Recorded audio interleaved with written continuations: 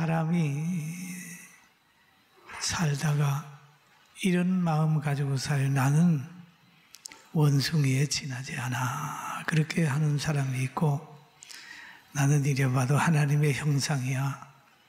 대단히 귀한 존재야 라고 생각하는 사람이 있는데, 여러분은 전자입니까? 후자입니까? 잘 모르겠어요? 그럼요. 여러분, 사람이 그냥 이렇게 진화되어 왔다고 생각을 하면 짐승이에요. 그 사상을 가지고 있으면 본인도 물론이지만 다른 사람을 아끼지 않아요. 그러나 하나님이 우리를 하나님의 형상으로 지었다는 걸 알면, 아주 하나님이 나를 붙들고 있다는 걸 알면 담력도 있고 행복하게 살 수 있어요. 할렐루야. 하나님이 사람을 자기의 형상대로 창조하셔서 만물의 주인으로 세워주셨습니다.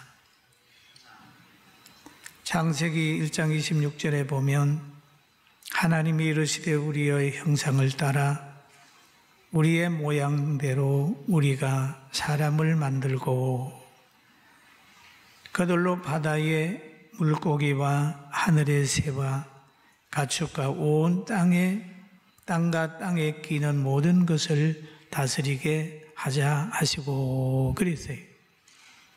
그럼 여기에서 보면 하나님이 말씀하기를 우리의 형상으로란 말이죠. 단수가 아니고 복수잖아요. 그러니까 성부, 성자, 성령의 역사가 여기에 있는 거예요.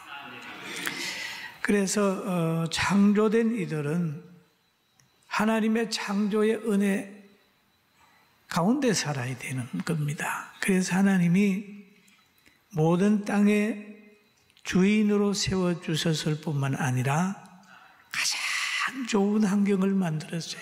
그 에덴 동산을 만들어서 거기에 살게 했습니다. 그런데 에덴 동산에서 사는 조건은 뭐냐? 에덴 동산 중앙에 있는 선악의 나무를 먹지 않는 조건이에요. 그걸 먹으면 쫓겨나는 겁니다. 그런데 뱀이 와서 그 나무를 먹게 하는 거예요. 그러니까 그만 아담과 하와가 에덴 동산에서 쫓겨납니다. 여러분, 우리가 하나님께서 우리에게 행복의 조건을 주시죠. 뭐 해야 너희가 행복할 거다 그러잖아요. 교회나 가정에도 하나님이 금하는 게 있고 하나님이 건장하는 게 있어요. 그런데 에덴 동산의 이 사람들은 하나님이 금하는 것을 함으로 에덴 동산에서 머물 수 있는 자격이 없어졌어요. 그래 쫓겨났어요. 쫓겨나가지고 가니까 땅은 가시방 근기를 내고 후손은 서로 질투해서 죽이고 죽는, 시기 때문에 죽이고 죽는 상황에 빠지게 된 겁니다. 그리고 하나님은 자기가 창조한 사람들이 거룩하게 살기를 원했어요. 그런데 사람들이 축복을 받으면 자꾸 타락하는 거예요. 그래서 노아 홍수를 보내서 악한 사람들을 멸하고 다시 노아의 가정을 통해서 씨를 사람이 존재하게 만들었는데 또 잘 살면 또 타락을 하고 포로로 잡혀가서 고생을 하게 해도 또 지나면 타락을 하는 거예요. 그러니 하나님께서 예수님을 보내서 이제는 인간의 죄 문제를 해결해 줘야 되겠다. 그렇게 해서 죄 없으신 예수님, 그의 아들을 이 세상에 보냈습니다. 보냈는데 세례 요한은 예수님을 바라보면서 그러지요. 보라, 세상 죄를 지고 가는 하나님의 어린 양이로다. 그랬죠. 그럼 예수님은 이 세상에 오셔서 세상 죄를 지고 가는 거예요. 지고 가는 거예요. 예수 믿는 우리에게는 예수님은 구주고 예수님은 생명이고 예수님은 진리인 것입니다. 이 땅에 오신 예수님은 30년 동안 가정에서 사시고 또 부모님의 목수일을 도우면서 평범하게 사시다가 3년 동안 공생애를 맞이하는데 들어가기 전에 세례도 받고 광야에서 40일 동안 금식 기도하며 마귀의 모든 시험을 이긴 다음에 이제 복음 전파하기 위해서 집을 떠난 겁니다. 그런데 예수님께서는 제자들을 불렀어요. 떠나가지고 제자들, 영혼 구원 사역에 동참한 제자들을 쫙 불렀어요. 그런데 예수님에게 선택되고 부름받은 사람들을 보면 천히 여김을 받는 어부였어요. 그 다음에 배경이나 학벌이나 뭐 가진 게 별로 없어요. 세상적인 시각으로 보면 그 사람들에 대해서 굉장히 좀 세상 말로 얕보는 거죠. 거기에는 랍비도 제사장도 권력자도 예수님의 제자 중에는 없었어요. 그러나 예수님은 그 제자들을 불러가지고 하나님의 나라에 대한 것을 가르치고 복음에 대한 열정을 그들에게 심어 주었습니다. 여러분, 우리는 예수님을 보면서 일반적인 세상적 사고로 보면 무식한 사람들만 따라다니네 이렇게 하고 가소평가할 수 있지만 하나님 편에서는 순수하고 자연 속에 있는 사람들 그 귀하게 여긴다는 걸 알고 여러분 많이 가지고 많이 배운 것보다 더 귀한 것이 그것도 중요하지만 더 귀한 것이 정직하고 순수한 것이라는 걸 알고 늘 순수해지고 거룩하게 되길 주의 이름으로 축원합니다. 할렐루야. 예. 그리고 예수님은 인간이 받을 형벌을 대신 받았다 그러죠. 여러분 자녀가 죄를 범하게 되면 때로는 그 부모가 그 자녀에게 죄를 받지 않게 하기 위하여 변상을 하고 또 채무도 담당을 해주는 것처럼 인간이 진 모든 죄를 예수님께서 사망으로 갚아주기 때문에 우리가 예수 믿으면 자유하게 되고 죄에서 자유를 얻게 되고 구원받은 백성으로 누리게 되는 거예요. 할렐루야. 얼마나 귀한 겁니까? 그리고 예수님을 가만히 보면 사망 근세를 이기고 부활하셨어요. 그런데 왜 우리가 세속적 사고방식을 가지고 예수님을 보고 하나님을 보면 이해 못하는 게 있습니다. 하나님은 율법을 이 땅에 보내고 선지자들로 통해서 기록을 하게 했어요. 죄의 삭선 사망이다 라고 했어요. 그러면 하나님이 법을 만들었기 때문에 아들을 안 죽이고 십자가에 안 달고 해결할 길이 없을까? 여러분 생각을 해볼 수도 있죠. 요즘에 세속적인 사람들 보면 법을 만들어 놓고도 자기에게 유익하면 법이라고 얘기를 하고 불리하면 많은 사람이 지지한다 그러면서 법을 바꿨다 세웠다 이렇게 하는 것도 있잖아요. 예? 세상에 그런 거 많이 있더라고요. 그래서 어떤 사람이 그러더라고요. 내로남불이라고 얘기를 합니다. 그러나 하나님은 자기가 제정한 율법에 대해서 아주 충실했어요. 죄의 삭선 사망이니까 죄범한 인간은 누군가 사망을 해야 되는데 바로 예수 그리스도가 제물이 되어서 그 사망의 짐을 지고 보상을 율법을 완성시키면서 사람을 구원했다는 걸 알고 하나님께 영광 돌리게 되기를 주님의 이름으로 축원합니다. 그래서 하나님은 공의의 하나님이시다. 그리고 하나님은 사랑의 하나님이시다. 그렇죠? 그리고 예수님도 온전히 순종해서 십자가의 고통까지 담당을 했어요. 왜? 사람을 구원하는 것은 이 길밖에 없기 때문에 예수님은 순종했어요. 그리고 예수님이 십자가에서 임종하심으로 사람들이 돌무덤에 장사 지냈잖아요. 근데 예수님이 3일 만에 부활했어요. 누가 부활시켰습니까? 하나님이 부활시킨 거예요. 부활하신 예수님께서 제일 먼저 찾아간 곳이 있습니다. 요한복음 20장 19절에 보니까 안식 후 첫날 저녁 때에 제자들이 유대인을 두려워하여 모인 곳에 문들을 닫았더니 예수께서 오사 가운데 서서 이르시되 너희에게 평강이 있을지어다 라는 얘기하죠. 평강이 인간이 가지고 있는 최고의 복이에요. 여러분 평강하시길 주의 이름으로 축원합니다. 평강이 있어야 돼요. 그리고 그 제자들에게 예수님께서 하신 말씀이 있어요. 예루살렘을 떠나지 말고, 예수님이 성천하시기 전에 하신 말씀이 예루살렘을 떠나지 말고 내게서 들은 바 아버지께서 약속하신 것을 기다리라. 요한은 물로 세례를 베풀었으나 너희는 맨날이 못되어 성령으로 세례를 받으리라라고 얘기를 합니다. 그 왜 예루살렘을 떠나지 말라고 해줄까요? 제자들은 예루살렘을 떠날 수밖에 없는 상황에 이르게 된 거예요. 예루살렘에 있는 모든 사람들이 예수님을 십자가에 못 박으라고 아우성쳤던 사람이고 또 예수님을 십자가에 못 박은 장본인입니다. 그런데 예수님의 제자들이 다 얼굴이 알려졌어요.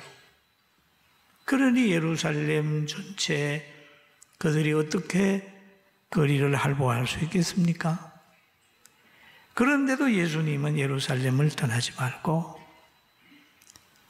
하나님의 약속하신 것을 기다리라.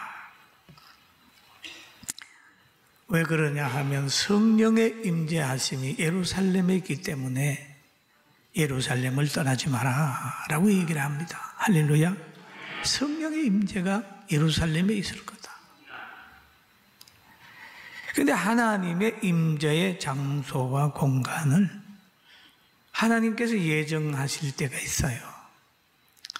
바로 예수님이 제일 먼저 태어날 때는 베들레헴이라고 장소를 정했어요. 그래서 멀리 있는 나사렛에 사는 사람도 행정으로 통해서 거기에 오게 만들어가지고 베들레헴에서 예수님 탄생시키지 않습니까? 예수님을 재판하고 십자가에 다는 결정도 예루살렘에서 하게 되니까 예수님도 공생의 마지막 때 가지고 예루살렘으로 올라가잖아요. 그리고 성령 세례 받는 장소도 예루살렘이기 때문에 너희는 예루살렘을 떠나지 마라 그렇게 해줘. 그리고 우리가 하나님의 집에 모여서 이렇게 예배 드리는 것은 내 집은 만민이 기도하는 집이다. 또 많은 사람이 예루살렘에 와서 기도하고 제사하는 것은 예루살렘에 기도하는 집이기 때문에 여러분 우리가 이렇게 모여가지고 함께 찬양하고 기도하는 거요 하나님이 기뻐하는 일입니다. 할렐루야. 두세 사람이 모여서 내 이름으로 모인 곳에는 나도 그들 중에 있느니라. 주님이 우리와 함께 하는 줄로 믿습니까? 믿습니까? 그래서 모여서 기도하는 영상으로 드리는 것보다 더 귀한 것이 모여서 기도하는, 함께 모여서 예배하는 거예요. 어떤 분이 그런 얘기를 하더라고요. 집에서 예배를 영상으로 드릴 때는 마음이 답답했는데 와서 예배당에 예배를 드리니까 마음이 탁 튀어졌고 굉장히 행복해졌다고 하는 말을 들었는데 하나님이 기뻐하는 예배를 드리기 때문에 그런 역사가 있는 거예요. 할렐루야. 그리고 또 여기에서 보면은 성령을 받아라 그러잖아요. 예루살렘을 떠나지 말고 성령을 받아라. 왜 성령을 받아야 됩니까?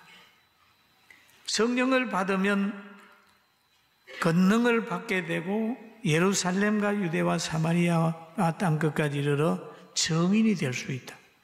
박해자들 앞에서도 예수님을 전할 수 있고, 핍박하는 장소에 가서도 예수님을 전할 수 있고, 신앙의 절개를 지킬 수 없는 상황에 이르렀을 때라도 거기에서 그 신앙의 절개를 지키는 그런 능력이 그에게 성령 받은 사람에게 있는 겁니다. 할렐루야. 얼마나 귀해요. 여러분, 구약 성경에 보면 하나님과 동행했던 모세는 능력이 있어가지고 바로의 애굽에 그렇게 들어갔지만 바로의 건세가 모세를 지배하지 못했습니다. 왜? 하나님이 그와 함께 했기 때문에. 바로의 권력이 그에게 손대지 못했어요. 이스라엘 백성들을 애굽에서 인도해냈고 하나님이 함께해서 홍해를 가르고 홍해 건너서 광야 생활을 하는데 다 좋은 지도자로 인도자로 될 수 있었어요. 왜? 모세가 하나님과 함께했기 때문에. 그리고 또 예수님과 동행하는 사람들 보면 풍랑이런 바다에 있을 때라도 예수님 계시니까 바람과 바다도 잔잔하게 되고 죽은 나사로가 살아나게 되고 잔치집에 포도주가 떨어져도 물을 가지고 포도주를 만들었고 그러면 하나님과 동행하고 예수님과 동행하고 오늘 성령을 받으면 예수님이 그렇게 성령을 받아라. 성령을 받아라. 성령을 받으면 성령이 우리 가슴 마음속에 있기 때문에 그가 우리와 동행하게 되면 성령이 주는 인품과 마음가짐, 사랑 이런 것들이 가득히 차게 되고 환경을 이길 수 있는 거예요. 그래서 우리는 늘 기도하면서 성령 받게 되길 주의 이름으로 축원합니다. 그런데 성령을 받는데 오늘 제자들은 오순절 날에 성령을 받았어요. 박해를 받으면서 두려워하는 이들, 그러나 하나님의 말씀을 기억하고 주님의 말씀을 기억하면서 11 사도들과 그리고 예수님의 가족들과 120문도가 마가의 다락방에 모여서 간절히 기도해요. 그렇게 기도하게 되니까 구약의 요엘 선지자가 말세에 성령을 보내기로 약속하신 그 약속이 그 장소에서 이루어지는 거예요.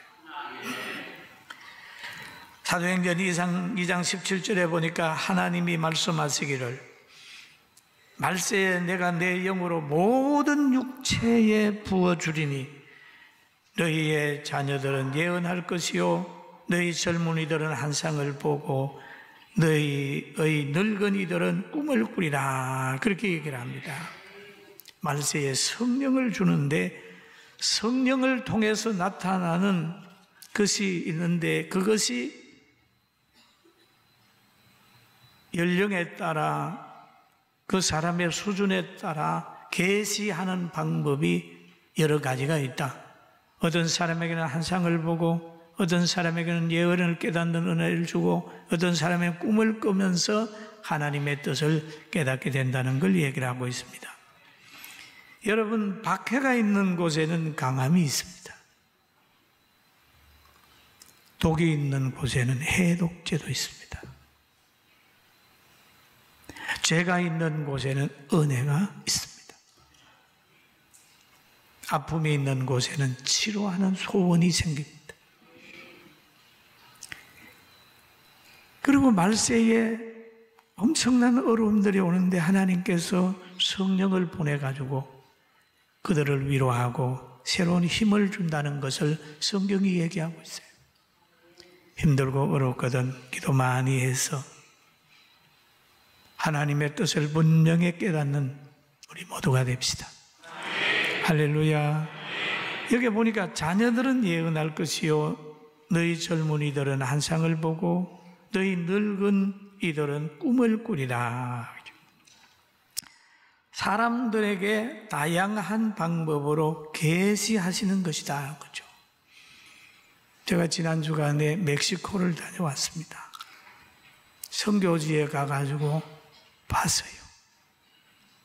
가서 항구에서 내려서 쭉 1시간 정도 선교지, 한국 사람이 가서 선교하는 장소 갔더니 정말 힘드는데 농장이었습니다. 그래서 거름한 집을 짓고 사는데 아이들이 여러 명이 밖에서 뛰어놀아요. 몰골이 많이 아리지요. 그런데 아이들 얼굴에 웃음이 있습니다. 왜? 선교지에 가면 뭐 빵이라도 이렇게 주면 너무 고맙고 감사.